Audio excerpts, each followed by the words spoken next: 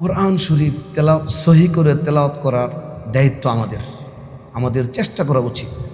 আমরা কত সময়, কত দিন, কত সপ্তাহ, কত মাস আমরা ব্যয় করতেছি, কিন্তু আমাদের একটা মাস জীবন থেকে 70 বছর থেকে একটা মাস সময় পাচ্ছি না যে আমরা কোরআন শরীফ সহি করে তেলাওয়াত করব এবং 70 বছর আল্লাহ যদি হায়াতে বাঁচায় আমরা কবরে যাব, আল্লাহকে বলতে পারবো তোমার কোরআন শরীফটা আমরা সহি করে তেলাওয়াত করে আমরা দুনিয়া থেকে আসছি। আপনি 29টা হরফ আপনি 29 দিন ঠিক করেন, 29 দিন ঠিক করেন, 29 দিনে। তারপরে তো আপনার 60 বছর, 70 বছর, 90 বছর আপনি আরামে চলে গেলেন। 4-5টা বিষয় আপনার খেয়াল করবেন, দেখবেন আপনার তেলাওয়াত সুন্দর হয়ে গেছে। একটা শিক্ষার জায়গা, তাই না? শিক্ষা নিয়ে আলোচনা করতে হবে, কোরআনের মজলিস, কোরআনকে নিয়ে আলোচনা করতে হবে। দুনিয়ার কোনো আলোচনা এখানে চলবে না। এখানে কোরআন নিয়ে একজন ভুল পড়বে, আরেকজন ঠিক করে দেবে, আরেকজন ভুল পড়বে, ঠিক করে দেবে। এখানে ঠিক করার জায়গা, তাই না? ভুল ধরলে কেউ ভুল মনে কষ্ট নেয় না, এখানে কষ্ট নেয়। ভুল আছে দেখে আমরা আসছি, আর ভুল থাকবে। 100% কেউ বলতে পারবে যে আমি 100%? কেউ বলতে পারবে? যে বলে 100% তাকে একজনের সামনে নিয়ে বসায় দেন, ওখানে ভুল করবে। আর যে তার ভুল ধরতেছে তাকে অন্য জায়গায় বসায় দেন, ওখানে ভুল হবে। এই সিস্টেম কিছু করার নাই, ভুল হবেই। যেখানে ভুল এখানেই শিক্ষা, নাকি না? ভুল না হলে আপনি আসতেন কেন? আপনি আপনার জায়গায় থাকতেন, তাই না? আপনার জায়গায় আপনি থাকতেন, আপনি তো পারেনি। ভুল হয় বিদায় আমরা এখানে আসছি শিখার জন্য, অবশ্যই শিখব। ভাই যে তেলাওয়াত করেছেন, খুব সুন্দর করে তেলাওয়াত করেছেন, তারপরও ছোট ছোট কিছু বিষয় থাকে, তাই না? থাকবে। পড়তে পড়তে পড়তে পড়তে অভ্যস্ত হয়ে যাবে, তখন আর হবে না। এক সময় সত্যি কথা বলতে যাত্রাবাড়ি যখন আমরা পড়ি, তখন মাহমুদুল হাসান সাহেব হুজুর তেলাওয়াত করতেন, তারাবি পড়াইতেন। এই মাদ্রাসা কে কে লেখাপড়া করছেন? আছেন কেউ এই মাদ্রাসার ছাত্র? মাহমুদুল হাসান সাহেবকে চিনেন কেউ? আচ্ছা, আমরা যখন পড়তাম তো হুজুর তেলাওয়াত করতেন, তারাবি পড়াইতেন, তখন অল্প করে পড়াইতেন, বয়স্ক তো পারতো না, তো কুলাইতে পারতো না শাস্তে, তো 4 রাকাত 6 রাকাত পড়াইতো, তেলাওয়াত করতো। তখন ভাবতাম একটা মানুষ, অবাক লাগতো যে পুরা কোরআন শরীফ সহি করে কিভাবে পড়ে, অবাক লাগতো। তো আমি তো অবাক লাগার কারণ আছে একটা, আমি দাওরা পর্যন্ত হাফেজ ছিলাম না। হ্যাঁ, তখন অবাক লাগতো, আমি হেফজ পড়ি নাই, তখন অবাক হইতাম আমি যদি পুরাটা কোরআন শরীফ সহি করে পড়তে পারতাম কেমন জানি লাগতো। তো দাওরার পরে হেফজর পিছনে একটু সময় দিছি, আল্লাহ পাকের ইচ্ছা, একটু সময় দিছি আর কি। তো তখন পড়তে পারি, কিছুটা পড়তে পারি, তখন মনটা শান্তি যে আলহামদুলিল্লাহ কিছু একটু শিখতে পারছি, কোরআন শরীফ এখন পড়তে পারি। আমি জানি না, মানুষে বলে আর কি। তো যাই হোক, কোরআন শরীফ সহি করে তেলাওয়াত করার মতো নিয়ামত আরও আছে কিছু এই দুনিয়াতে। আপনার কি আছে যদি আপনি হাফেজ হয়ে, আলেম হয়ে কোরআন শরীফ সহি করে পড়তে পারেন না? এর চেয়ে কি বলবো, দুর্ভাগা আর হতে পারে? দুর্ভাগা। সে দাওরা পর্যন্ত লেখাপড়া করতেছে, সে হেফজখানা শেষ করে চলে আসছে, সে কোরআন শরীফ সহি করে তেলাওয়াত করার জন্য সে মেহনত করে নাই। এটা তার কমতি? আল্লাহ পাক কি কোরআন আপনাকে শিখিয়ে দেওয়া যাবে? হ্যাঁ, কণ্ঠস্বর এটা আল্লাহ পাকের দান, নাকি না? কেউ কণ্ঠ বানাতে পারে? হরফ ভুল পড়বেন এটা আপনার ইচ্ছা। আপনি ভুল করলে আল্লাহ পাক আপনাকে কিছু করবেন না, পড়লে এটা আপনার কপাল খারাপ, আপনি চেষ্টা করেন নাই। আরেক ভাই চেষ্টা করতেছে, সে উপরে উঠতেছে, নাকি? বাকি সবে কমতে হবে না। আবার যদি ভুল পড়েন তাহলে গুণা তো হবেই, কিন্তু আপনি 100% সুন্দর করে পড়তে পারেন না, এটার জন্য আপনি গুনাহগার হবেন না।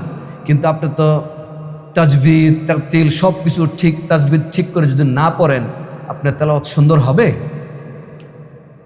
আর যদি তাজবিদ না শিখতে পারেন, তেলাওয়াত সুন্দর না হয়, আপনার নিজের কাছে ভালো লাগবে না।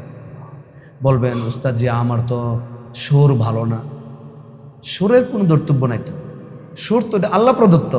আপনি সুর কিভাবে বানাবেন? আপনার কাজ হলো কোরআন শরীফ সহি করে তেলাওয়াত করার পিছনে মেহনত করা। বাকিটা কার জিম্মায়? আল্লাহর জিম্মায়।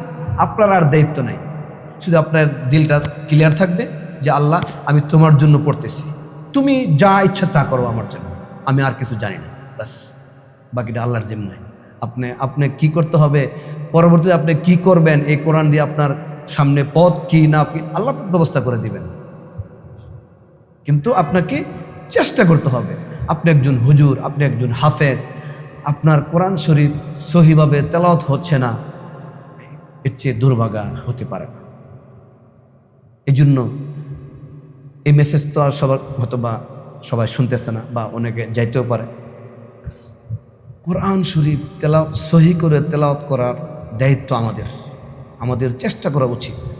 আমরা কত সময়, কত দিন, কত সপ্তাহ, কত মাস আমরা ব্যয় করতেছি, কিন্তু আমাদের একটা মাস জীবন থেকে 70 বছর থেকে একটা মাস সময় পাচ্ছি না যে আমরা কোরআন শরীফ সহি করে তেলাওয়াত করব, এবং 70 বছর আল্লাহ যদি হায়াতে বাঁচায় আমরা কবরে যাব, আল্লাহকে বলতে পারবো তোমার কোরআন শরীফটা আমরা সহি করে তেলাওয়াত করে আমরা দুনিয়া থেকে আসছি। এতটা যদি না করতে পারি, এর চেয়ে দুর্ভাগা আর কি হতে পারে ভাই? আল্লাহ পাক যদি হায়াতে বাঁচায়, 60 বছর বাঁচে, 70 বছর বাঁচে, তাই না? এর মধ্যে ঠিক আছে আমি ছোটো সময় ভালো করে পড়তে পারি নাই, কিন্তু এখন তো আলহামদুলিল্লাহ কি প্রযুক্তি, কি সুযোগ সুবিধা, অনলাইনে পাওয়া যায়, অফলাইনে পাওয়া যায়। 1 মাস মেহনত করলে আলহামদুলিল্লাহ চলনসই মোটামুটি 100% না হলেও 80%, 70% হচ্ছে। তো আপনারা তো নিজেরা বুঝতেছেন, বুঝে না আসলে কি আসতেন? এই জন্য দিল থেকে মেহনত করে, আল্লাহ তুমি আমাকে সহি শুদ্ধভাবে তাজভিদের সাথে আমাকে তেলাওয়াত করার তৌফিক দান করো, এই নিয়ত করে আমরা মেহনত করে যাব। বাকিটা আল্লাহর ইচ্ছা। আল্লাহ আমার নসিবে যতটুকু রাখছেন আমি অতটুকু ইনশাআল্লাহ করতে পারবো, এর চেয়ে বেশি আর পারবো না। বাকি দিলটা সহি থাকতে হবে যে আমি এত দূর থেকে আসছি, গাড়ি ভাড়া দিলাম, এই যে টাকা দিয়ে এখানে পড়তেছি, কিন্তু আমি আসলাম কি নিয়ে, যাব কি নিয়ে, খেয়াল রাখতে হবে। হ্যাঁ, খুব খেয়াল রাখতে হবে। শুধু খেয়াল না, এখন সময় নষ্ট করার সময় না। তো যদি সময় নষ্ট করার নিয়তই থাকতো তাহলে এখানে আসতেন? আপনাদেরকে আপনার বাপ মায় পাঠাইছে?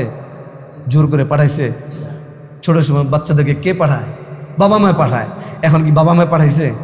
নিজের ইচ্ছায় আসছে। কেন? কোরআনকে ভালো করে পড়ার জন্য, কোরআনকে সুন্দর করে পড়ার জন্যে। রাজি খুশি হবেন কে? আল্লাহ। দুনিয়াতে আপনি কাউকে রাজি খুশি করাতে পারবেন না যদি আল্লাহ পাক ইচ্ছা না করে। এই জন্য ভাই কথা তো আপনারা ওস্তাদের কাছ থেকে শুনতেছেন, ভালো করে পড়বেন। তো এই ভাই যে পড়ছেন, এই ভাইকে যদি আমি দু একটা শব্দ বলে দেই যে এখানে আপনার একটু সমস্যা হয়েছে, আশা করি রাগ করবেন না। তো এটা শিক্ষার জন্য বলতেছি। যে ভাই যে পড়ছেন এর মধ্যে এই যে বা, এটা কিসের হরফ? কলকলার হরফ, তাই না? তো কলকলার হরফ কি করে পড়তে হবে? ধাক্কা দিয়ে, মানে কলকলা করে পড়তে হবে, মানে বোঝা যাবে এই হরফটা। যেমন আবে, হ্যাঁ বোঝা গেছে। আর যদি বলি আব, হইল না, এটা কলকলা আদায় হলো না, হয়েছে।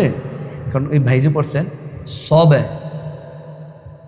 সবেরি ওয়াসলা, এই যে ভাটা কলকলাটা হয় নাই, এবং যে উনি যে উচ্চারণটা করছে এটা ক্লিয়ার হয় নাই। এখানে একটু খেয়াল করবেন। আমার পক্ষে সম্ভব না এখন আপনাদেরকে আমি শিখিয়ে দেওয়া যাও, একটু বলতেছি জাস্ট বসে হিসাবে আর কি। যেমন আরেকটা নাবে, এই কলকলাটা হয়নি। আমি এখন একটা হরফ ধরাই দিয়ে যাচ্ছি, এটা যদি আপনি খেয়াল করতে পারেন আপনার জীবনের জন্য আর এই হরফ নিয়ে আর টেনশন।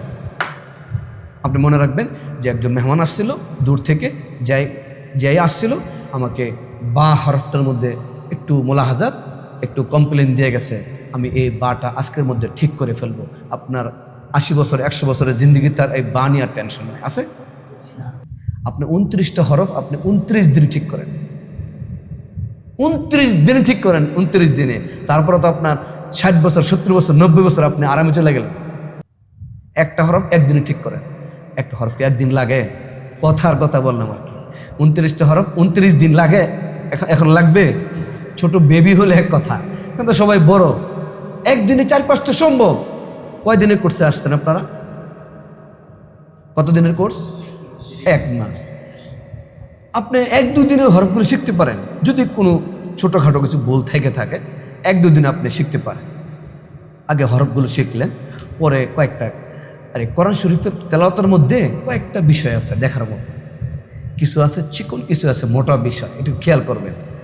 গুন্নাগুলো আপনাকে সুন্দর করে করতে হবে।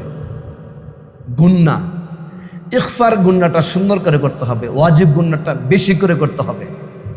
4-5টা বিষয় আপনার খেয়াল করবেন, দেখবেন আপনার তেলাওয়াত সুন্দর হয়ে গেছে। 4-5টা বিষয়, একদম সহজ বিষয়। ইখফার হরফ কয়টি, ইখফার গুন্নাগুলো কীভাবে হবে, পাতলা করে হবে, হ্যাঁ, পাতলা হবে গুন্নাটা, হ্যাঁ, মোটা হবে, মিউ কফ ক মোটা হবে। এই দুটা বিষয়। গুন্নাটা একটু মোটা বড় করে বেশি করে করবেন। ইন্না একটু বেশি করে গুন্নাটা করলেন, প্রথম বেশি করে করবেন, বুড়া হইতে হইতে হইতে হইতে আস্তে করে কমে যাবো, নাকি না? এখনও যদি আপনি কমায় বলেন তাহলে বয়স হইতে হইতে হইতে আরও কমে যাবে, নাকি না? এই জন্য গুন্নাগুলো একটু সুন্দর করে বেশি করে করলেন। ইকফার গুন্নাটা আপনি ঠিক করে বললেন। ইজহার যেভাবে করে আস্তে আস্তে শিখতে হবে। একদিন আমি তো সব বললে তো আর হচ্ছে না বা হবেও না। যেন আমি বলতেছি, কয়েকটা বিষয় আছে কোরআন তেলাওয়াত সুন্দর হওয়ার জন্য। এই দিকগুলো লক্ষ্য রেখে, ফিকিরে রেখে যদি আপনারা সামনে আগান, ইনশাআল্লাহ অতি শীঘ্রই আপনাদের তেলাওয়াত সুন্দর হয়ে যাবে ইনশাআল্লাহ।